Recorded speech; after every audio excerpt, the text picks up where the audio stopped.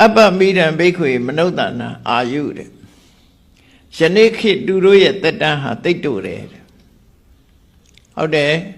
That they are unless we met the other loser, Doshar. Now ye join Yajila Lucy, hola, Tony say, Dizang other Chelsea said, Dog on Yamshiro. Ero, Ludi at the Daha, they are sort of Maman and Law, she liare, a she pit. Roganiki, Ludi at the Daha, longo dore. Since I am look at Daha, long dore. Do the come. They do we sui. They do alushi. They do in biola. The chuba that area, they do yet now, but Mamma Shivu Tenyan. Now Moago, Mayon Jijara, ne, Masivu, Shon Jijara, didn't kushi. Now more seeds are Mayomu, Masivu, you Sajara. Yes, of Yara, now more seed look hot. Kamaniyo Tambara yo. Now wow, Minutoya Mavede. Talusra Pipamua, since I met Doani Rasura. Tiwa Sonda Doloshi, Nabua Piansame. Tirusulu. Tambara yo, now Damalum Wasura, Kamaniyo Yaoyama, Yago Yama, Diwa, they don't know what the Kuro Yama. Erabo Wasura to me. Ludi Nobo Lanyango, Yasavia, Namu, don't say the bongo, Kadi Namu ne, Quechavi of Yata. Pawama Nitai Nare, Nebo Nitai, lifestyle bo. Through it, then we want young lifestyle mama, me pupil, through Nabuama, Shouton and Lanyania, other she did it. Magamu do see idea, long jump beauty, Pogo Rejaro. Payman see it, Ebo, Yautale. Tale, let me give us Russian. No, Bimu Julon dollars. Town doing Jencha, Nesa Kara, Kua Shida Valley. Ate the boy. Too loaded, Loya, Diamond to go. You know, and in the car and Evo Yauton and it, Talan the coup. Ate and then that Pimu Solution, Teresa Boyauton. Teresa at that do that sugare. Lurie and 19 Tapia Saka, Teresa Nivelli. Kabama Gigivo, Nizin, do they rare Savomia, Teresa Nia. The damn seeking, do the at the Sanijara. That's I only Magau, 19 and the blow so lelusy. Cookie maso in Nibia so a don't chaviro. Jettivarisu Chabura Papura Piomese Jettiu Malone Mesane on Chin Chakalima Tavi Sajui Ukai Seri Jui Ukai, what is Ule Dadu on Lu Eluvira Dasani Charali Erro Luri a 19 Tapshamua a dine alone. So alone, Nepo. Teresa knew that Tapshabira, a 19 Sadoni, but they can a chow down her, they be Piro let that light there. Era Duruboa, Lulata Shima Pishira. The shoe solution, Tarawa, what on you, may out there, Umame Ngau ladies, Nawa on Yauri. Uwa never in Sondar, Jet Uri, so let Jetiha. A count on my pillow, a count of lay on bed we am. A mount never through. Powaka you, Donia, the K, a mount near, Donia. The day Sima, they soon dodger at the Waria, Yamyas sheep, Danchi sheep. Nizin and Nizin, Yamale, Tapsha Kani at the Waria, Yajibe. Ero loga yi chini chilai meswe. Tadarwari Teresa loga chilai meswe. Inya minya karika, dobla karika. တကောင်းတကောင်သတ်စားတယ်ငါလည်းငါချင်းလည်းစားတာပဲဖားလည်းဖားချင်းလည်းစားတာပဲမွေရလည်းမွေချင်းစားတာပဲဒါအညမညာခါရိကာမျိုးတူတွေလည်းသတ်စားတာဒုဗလာခါရိကာအာမရှိတဲ့ကောင်အာရှိတဲ့ကောင်အနိုင်ကျင့်တပ်ဖြတ်စားတာဒါတိရစ္ဆာန်ဘဝရဲ့အနေထားကြည့်သူတို့ထမင်းတွေပဲချက်ပြုတ်စားရမှာမဟုတ်တာအရှင်လက်လက်သတ်စားတယ်အရှင်လက်လက်မျိုးတယ်အဲ့ဒီတိရစ္ဆာန်ဘဝကိုလည်းရောက်သွားကြတယ်အဲ့ဒီတဲ့နည်းနည်းသက်သာရင်ပြိတ္တာဘဝဆိုတာစားလောင်းလောင်းငတ်ငတ်ပြက်ပြက်အမြဲတမ်းစားလောင်းနေတဲ့ hungry ghost ပေါ့အမြဲတမ်းစားလောင်းနေတဲ့ပြိတ္တာဘဝဆင်းရဲဒုက္ခရောက်နေတဲ့ပြိတ္တာဘဝရောက်တယ်တဲ့ကုသကောင်းမှုလေးရှိရင်တော့လူဘဝလူဂတိမနုဿဂတိရောက်လာအဲ့ဒီတဲ့ကုသကောင်းမှုကိုများများကြီးပြုလုပ်တဲ့ပုဂ္ဂိုလ်တွေကြတော့နတ်ပြည်တို့ဗြဟ္မပြည်တို့ရောက်အဲ့ဒါကိုဂတိ၅ပါးလို့ခေါ်တယ်တိရိယဂတိတိရိစ္ဆာနဂတိပေတဂတိမနုဿဂတိဒေဝဂတိအဲ့တော့ဘယ်သူပဲဖြစ်ဖြစ်ခဏလူသားတွေဟာဖယ်နိုင်ငံသားပဲဖြစ်ဖြစ်ဘာလူမျိုးပဲဖြစ်ဖြစ်သိသွားရင်ဒီ၅ခုတစ်ခုတော့ရောက်သိကြတယ်အကုသိုလ်များရင်ငရဲရောက်မယ်ဣရိယဂတိအဲ့ဒီသက်သာရင်တိရိစ္ဆာနဂတိတိရိစ္ဆာန်ဘုံရောက်မယ်အဲ့ဒီတဲ့သက်သာတာပေတဂတိပြိတ္တာဘုံရောက်မယ်ချမ်းသာဒုက္ခရတာမနုဿဂတိလူဘုံရောက်မယ်ဒေဝဂတိနတ်ဘုံကိုရောက်မယ်လို့အဲ့ဒါကိုပြောတာခမနိယောတံပရာယောမင်းဒီဘဝသိလို့ရှိရင်နောက်ဘဝတစ်ခုတော့ရောက်မှသိကြတယ်ရောက်သွားလိမ့်မယ်တဲ့အဲ့တော့လူအသက်ဟာတူတယ်နောက်ဘဝဆိုတာဧကံရှိတယ်ဒါကြောင့်ဒါဖြင့်ဘာလို့ရမလို့ဆိုမြတ်စွာဘုရားဆုံးမတယ်ကတ္တပံကုသလံအပြစ်ကင်းပြီးတော့ကောင်းကျိုးချမ်းသာရတဲ့အလုပ်ကိုလုပ်ပါလို့ပြောတယ်ကုသိုလ်ဆိုတာအပြစ်ကင်းပြီးကောင်းကျိုးချမ်းသာပေးတဲ့အလုပ်ကိုဆိုလို့တယ်ဘယ်ဟာပဲဖြစ်ဖြစ်ကောင်းတဲ့လုပ်မကောင်းတဲ့လုပ်ဆိုတာနှစ်ခုရှိတယ်နော်အစာတောင်မှပဲခန္ဓာကိုယ်အကျိုးပြုတဲ့အစားအစာရှိတယ်ခန္ဓာကိုယ်ထဲမှာအစိတ်တောက်ဖြစ်တဲ့အစားအစာရှိတယ်တဘာဝကောလေအဲ့ဒါလိုပဲလူစိတ်ထဲမှာဖြစ်တဲ့ဟာကအပြစ်ကင်းတဲ့စိတ်အနေထားတစ်ခုအပြစ်ရှိတဲ့စိတ်အနေထားတစ်ခုအပြစ်ကင်းတဲ့စိတ်သဘောထားကိုကုသိုလ်လို့ခေါ်ပြီးတော့အပြစ်ဖြစ်တဲ့သဘောထားကိုအကုသိုလ်လို့ခေါ်တာပဲကုသိုလ်အကုသိုလ်ရှင်းရှင်းလေးသူကနော်အပြစ်ရဲ့ပြီးတော့အကျိုးထုတ်တဲ့အခါသူကနှစ်ခုမှတ်တာကုသိုလ်ဆိုတာအပြစ်ကင်းတယ်အပြစ်ကင်းတယ်တန့်စင်တယ်ကောင်းကျိုးထုတ်ဆောင်ပေးတယ်ဒါကုသိုလ်အကုသိုလ်ဆိုတာအပြစ်ရှိတယ်သဘာဝကိုကမကောင်းဘူးမကောင်းတဲ့ကျိုးကိုလည်းထုတ်လုပ်တယ်ဟောအဲ့ဒါအကုသိုလ်အဲ့တော့မြတ်စွာဘုရားက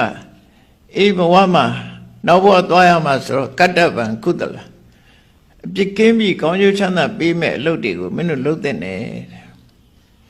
အဲ့ဒီအလုပ်တွေကိုဘုရားဘာသာမြတ်စွာဘုရားဘာဟောတော့ဌာနလုပ်တာဒါနလုပ်တာဆိုတာဘုန်းကြီးကျောင်းလှူတာတို့ဒါတွေပြောတာမဟုတ်ဘူးအကုန်လုံးနော်တချို့ကဒါနလုပ်တယ်ဆိုအဲ့ဒါမှမဟုတ်ဘူးကိုမိသားစုအချင်းချင်းကိုအပေါင်းအသင်းတကယ်ချင်းတွေမှာကြွေးတာမွေးတာဟိုရင်ပြုတာကိုစားတဲ့တဲ့ခွဲပေးတာကိုညီတာအလုံးဟာဒါနတွေကြီးပဲကော်ဖီတစ်ခွဲတိုက်တာအစမျှဝေစားတာမှန်သမျှဒါနပဲကိုပေးတာ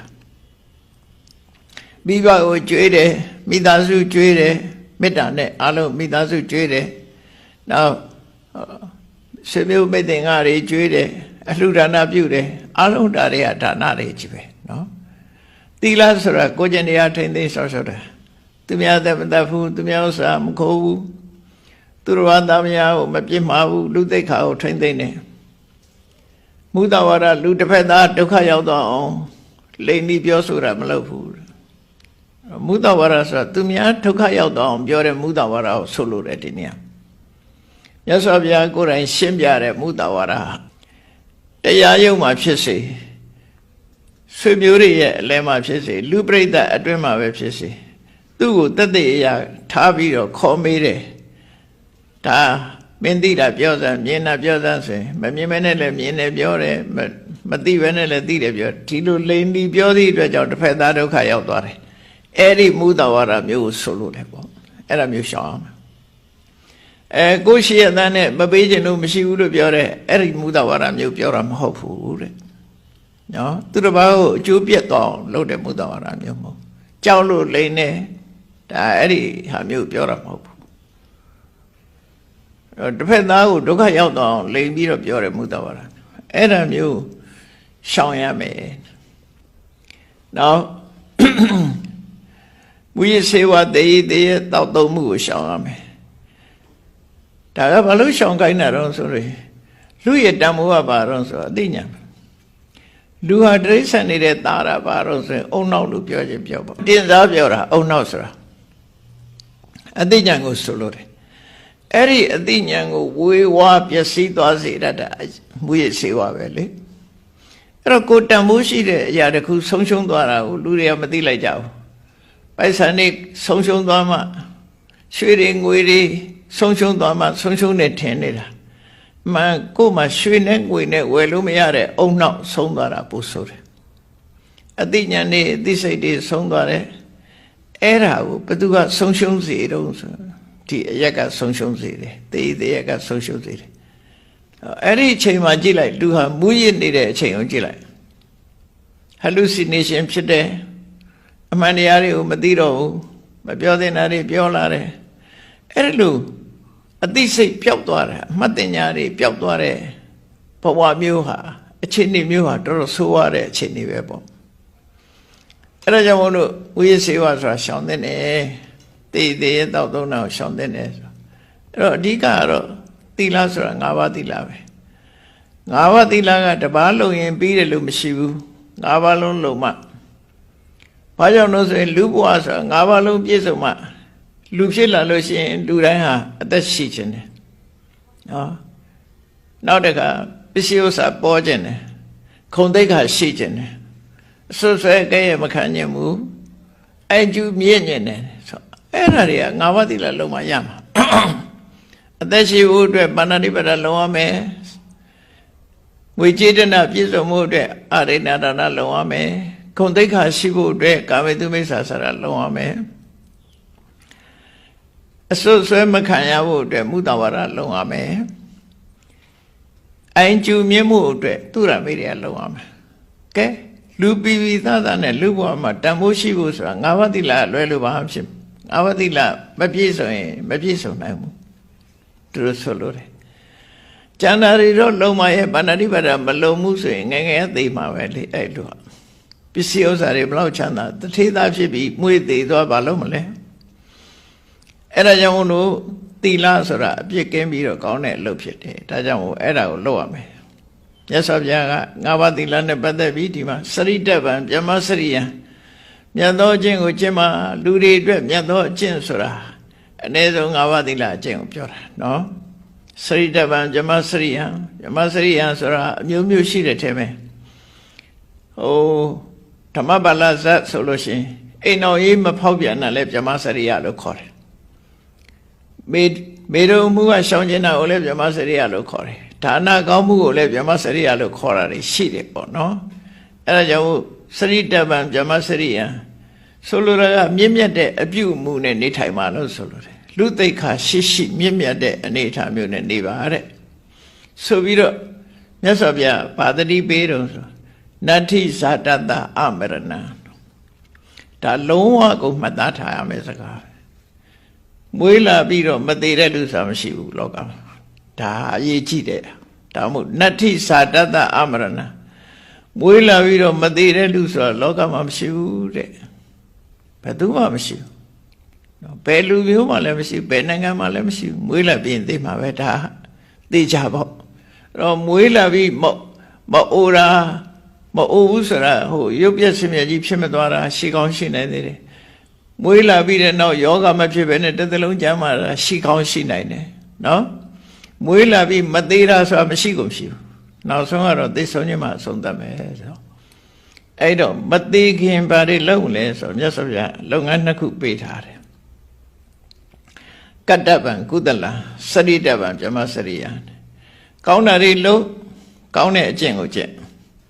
ဒီစကလုံးနှလုံးကအဗ္ဗဓမ္မတာသွားတယ်ကောင်းတာတွေလုပ်ပြီးတော့ကောင်းတဲ့အကျင့်ကိုကျင့်ပါကောင်းတဲ့အမှုရာတွေနဲ့နေထိုင်ပါလို့ဆိုလိုတယ်အဲ့တော့လောကမှာဒီလိုမြတ်စွာဘုရားရဲ့အဆုံးအမတရားတွေကိုလိုက်နာမယ်ဆိုလို့ရှိရင်တော့တမိုးရှိတဲ့အနေအထားတစ်ခုကိုရရှိမှာဖြစ်တယ်ပေါ့မြတ်စွာဘုရားပေးထားတဲ့ကုသိုလ်ကောင်းမှုဆိုတာအစဉ်စဉ်ရှိတယ်အစဉ်စဉ်ရှိတယ်မိဘလှုပ်ကြွေးတာလဲဗဓမ္မတမိုးရှိတဲ့ကုသိုလ်ကောင်းမှုတစ်ခုဖြစ်တယ်မိတ်ဆွေသင်္ကအပေါင်းအသင်းကိုကူညီဆောင်ရွက်တာလည်းပဲ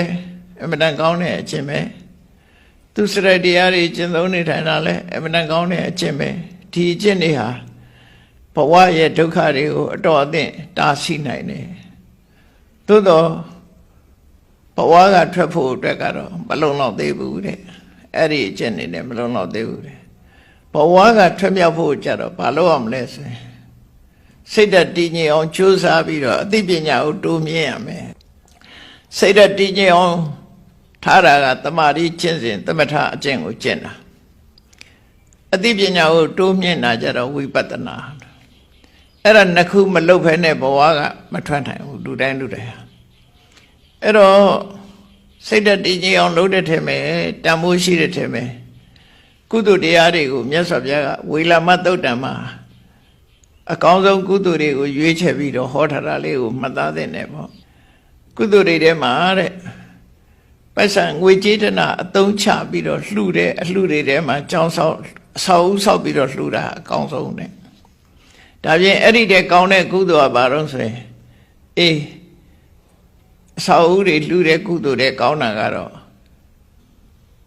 မြတ်စွာဘုရားတရားတန်ခါယရဏသုံးပါးကိုကိုယ်ဝယ်စိတ်ကတဲ့တရဏဂုံကုသိုလ်တဲ့ဒါဘာလို့ဆိုဘဝကိုအနှင်းထားတာဘယ်လိုအနှင်းထားတာလဲဆိုရင်ဗုဒ္ဓသရဏကိစ္စပြီးဆိုရင်ဘုရားရဲ့အဆုံးအမတိုင်းနေပါမယ်ဓမ္မသရဏကိစ္စပြီးဘုရားဟောတဲ့တရားတိုင်းကျင့်သုံးပါမယ်သံဃာသရဏကိစ္စပြီးကုသိုလ်ကောင်းမှုသံဃာတွေနဲ့လုပ်ပါမယ်ဆိုရင်ဒီသုံးခုပဲနော်အဲ့ဒီတရဏဂုံဆောက်တည်တဲ့ကုသိုလ်ကခုနကငွေကြေးတနာအကုန်ကြခံဆောက်လှူတဲ့အလှူတဲ့မြတ်တယ်တဲ့တခါအဲ့ဒီတရဏဂုံဆောက်တည်တာတဲ့ပိုမြတ်ဖို့ရအတွက်ကျတော့ကိုချင်းသီလကိုထိမ့်သိမ့်ပါ၅ပါးသီလအဲ့ဒီတဲ့ကောင်းတာရှိသေးလားလို့ဆိုရှိတယ်မေတ္တာပွားပါအဲ့တော့မေတ္တာပွားရဲဆိုတဲ့အခါမှာ